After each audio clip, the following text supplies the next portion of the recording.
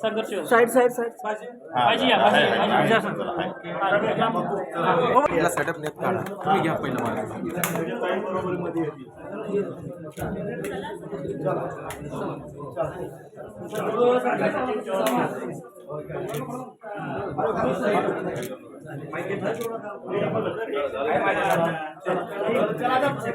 पोळींचा भाग वेगळा हे आम्ही जाणू शकतो, परंतु ओबीसीला आत्महत्या करण्याचं काही कारण येत नाहीये. कारण ऑलरेडी ओबीसीला आरक्षण मिळालेलं आहे, दिलेलं आहे. मग त्यांना नोकरीमध्ये आहे, शिक्षणामध्ये आहे, राजकारणामध्ये आहे, सगळ्यामध्ये आहे की बाबा मराठ्यांनी जर कोणी केली तर आपण ते समजू शकतो की आम्हाला मिळतच नाही, मिळणार आहे का नाही, कधी होणार, हा भाग आहे. पण ओबीसीला ऑलरेडी दिलेलं आहे आणि ते आरक्षण चालू आहे. हा ज्या वेळेला तुमचं आरक्षण कमी होईल किंवा तुमच्यावर काय अन्याय अत्याचार होईल त्यावेळेला एखादी आत्महत्या झाली किंवा काय तर आपण समजू शकतो. पण आता ह्याला कारण काय हे शोधणं गरजेचं आहे की बाबा तुम्हाला कारण काय आहे आत्महत्या करण्याचं. घालून बोलला का मला नाही माहिती, परंतु मोठा माणूस आहे आपले छगन भुजबळ, जर असं बोललं असेल तर ते बोलू नये असं आम्ही त्यांना सांगू शकतो. परंतु हे वादविवाद न करता हे आरक्षण संपायला पाहिजे. आता कुणबी समाजाची मंडळी मला वाटतं हे आणणार आहेत मोर्चा मुंबईला आणणं, त्यांची तयारी चालू आहे. आता ह्याच्या अगोदर मराठा समाजाचा झाला, मग नंतर आणखीन कुठल्या समाजाचा होतोय का माहिती नाही. ह्याच्यापेक्षा जे काय आम्ही सरकार बसलेलो आहोत हे तुम्हाला देणारे बसलेलो आहोत, घेणारे नाही आहे. आणि त्यासाठी सगळ्या समाजाला समान न्याय हक्क देऊन आम्ही वादविवाद लावणार नाही आणि आम्ही योग्य रीतीने ह्या आरक्षणाला सामोरं जाऊ. आमच्या सोबत आहेत ज्योतिताई असतील, आमचे जिल्हा प्रमुख असतील, आमचे भजन असतील, आमचे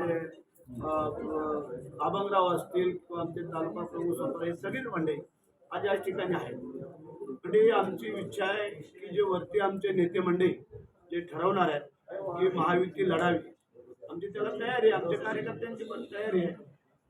परंतु योग्य निर्णय होणं गरजेचं आहे स्थानिक पातळीवरती.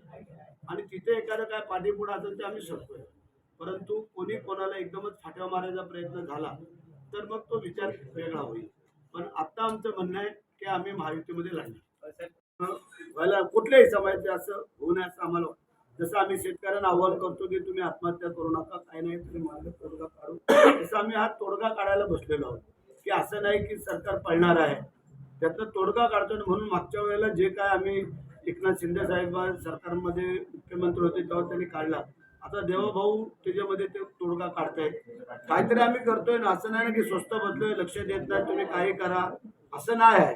आता काही राजकीय लोकांनी एवढं टोकाला समाजाला नेता कामा नये असं मला वाटतं. आता प्रत्येक जण वेगवेगळ्या कारणाने बोलत असतो.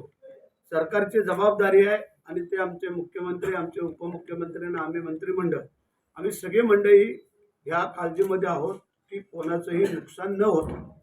व भले कुणबी समाजाचं असेल त्यांचं नुकसान न होतं मराठ्यांना द्यावं, आदिवासींचं नुकसान न होता धनगर समाज किंवा काही इतर समाजात त्यांना द्यावं, आम्हाला त्याबद्दल नाही आहे. कुठल्याही समाजाचं अडचण करून आम्हाला दुसऱ्याला देऊ नये. ह्यात काय बोलतोय किंवा काय करतोय ह्याच्यापेक्षा जे पूर्वी एकनाथ शिंदे साहेबांनी 10% आरक्षण दिलेलं आहे ते अजून चालू आहे. आणि आत्ता जे काय देवेंद्र फडणवीस साहेबांनी परवा जे काय सांगितलेलं आहे की हैदराबाद गॅजेट आणि सातारा औंध गॅजेट हे आता जे काय ते काढतायत त्यातून जे काय असेल ते आम्ही काही वेगळं सांगतो, वेगळं मागतो अशातला भाग नाही. आमची हीच मागणी आहे, इतर कोणावरतीही अन्याय न होता हे मिळावं हे प्रत्येकाची मुळात आंबोलेची माहिती.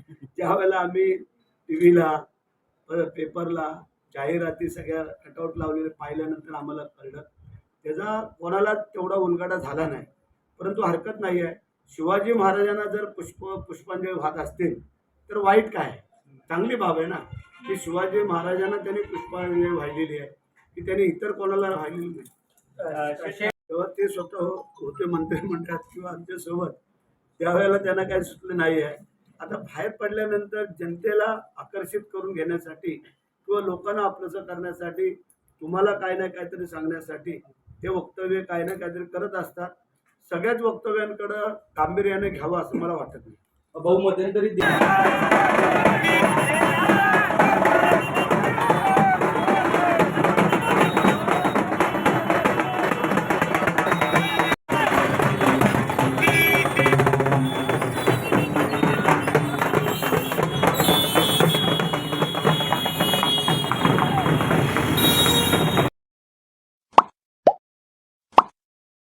Like, subscribe, click on the bell.